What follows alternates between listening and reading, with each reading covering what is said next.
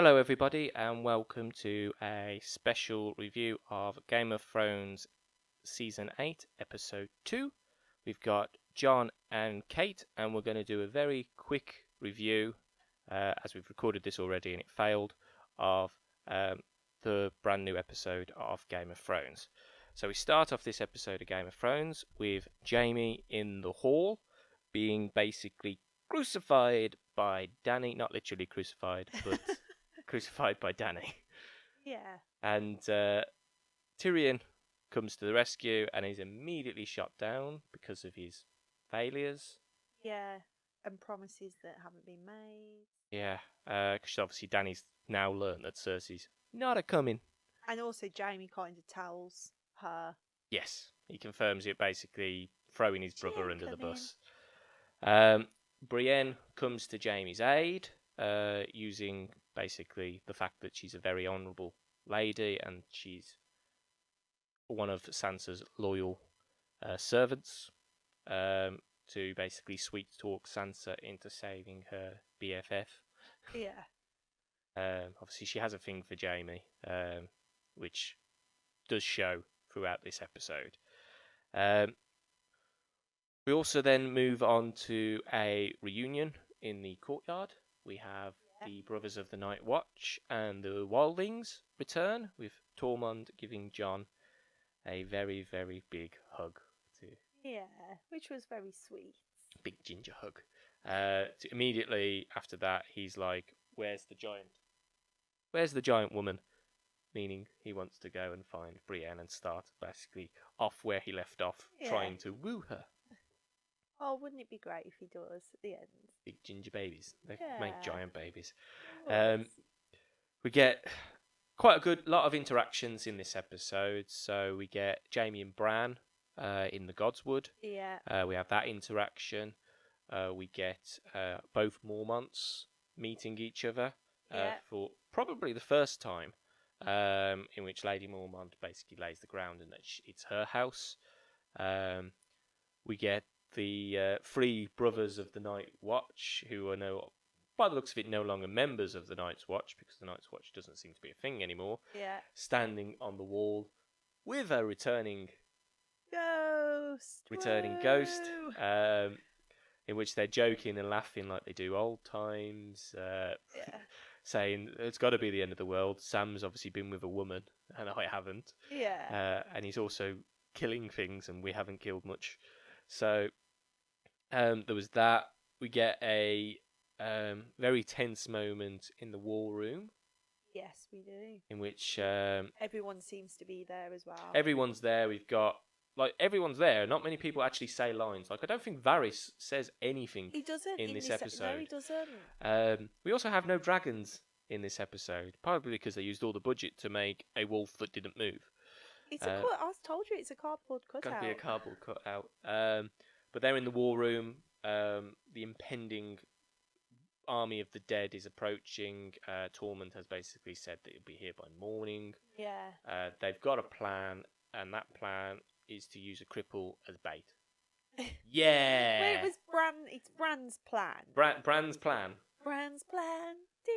Bran has revealed that he has been marked by the Night King, and he is the reason the Night King is coming. Kind of alluding to one of our predictions, but Kate, you said it would be little Sam, Yeah. as he was a baby that was promised and hasn't been given. So we'll see what happens. But we had a reunion of Sansa and Theon. Theon basically arrived at Winterfell like he said he would, coming to fight for what he believes is his actual home. Yeah.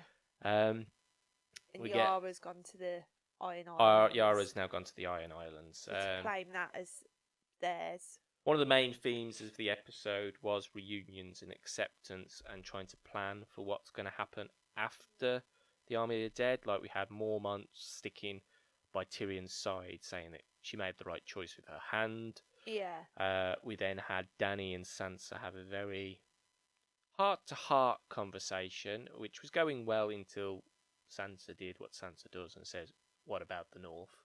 Yeah. We then had Tyrion and Jaime doing what Tyrion and Jaime do. They have a brotherly heart-to-heart. walking around Winterfell with people not too happy that Well, they're there. Yeah, talking about Cersei, weren't they? Yeah, and we had Jamie talking to Brienne. Yeah, which was quite fun. This all led to a night where everyone's basically trying to get some rest before the upcoming battle.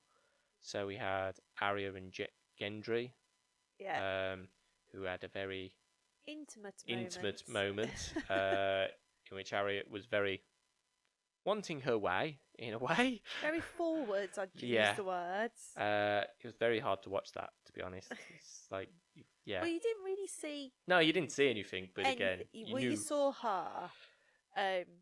And we had Davos, Pod, Tyrion, Brienne, Jaime and Tormund all gather around a fire to keep warm, in which they're telling stories.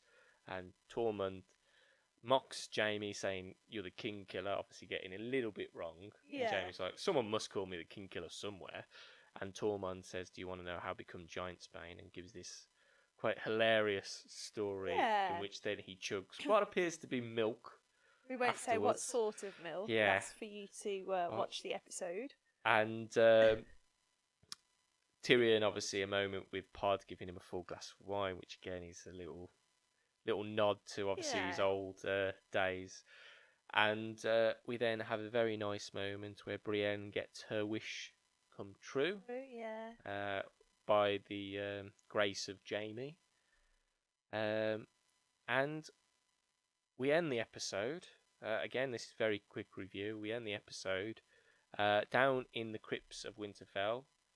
Similar to the ending of the last episode, where we have Jon standing not in front of Ned's statue this time, but Lyanna's statue.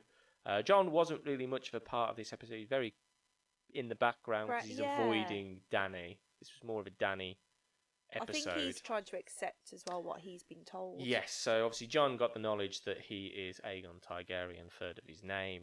Yeah. True heir of the Seven Kingdoms. And basically,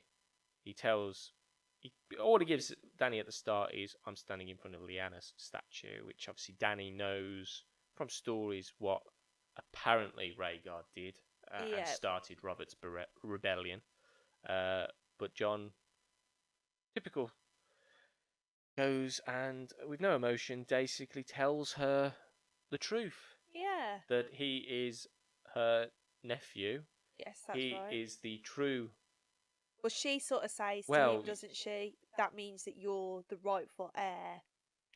Right, yes. Yeah, so she has this moment, but in Game of Thrones fashion, as we got many times in this episode, we don't get a hard conclusion because they are interrupted by the arrival of the army of the dead. Yes. Where they are surrounding Winterfell with White Walkers on horses, basically getting ready to march. And we end the episode with Tyrion looking over the battlefields, which are all with Dany and Jon, which have all been kitted out throughout this episode with dragonglass pikes and dragonglass ditches, and essentially they've dragonglass blinged up Winterfell for this army of the dead. It's had like a pimp my ride, pimp my castle with dragonglass.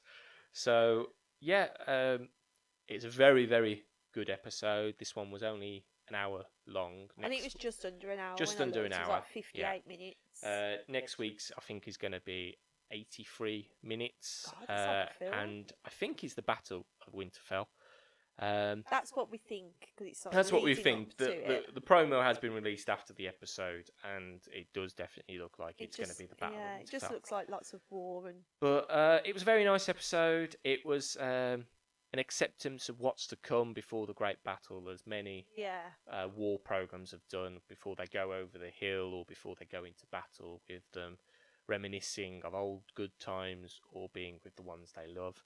So overall, I'd say give that episode an 8 out of 10. Yeah.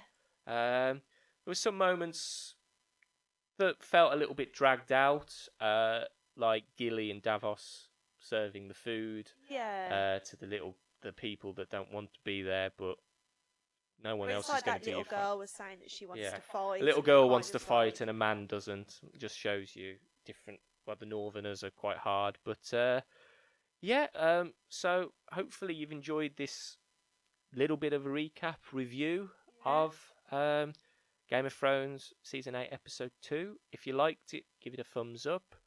If you've got any comments to add of what you liked about the episode, add them below. And if you haven't, please subscribe. So that's bye from me. Bye from me. Bye. Bye.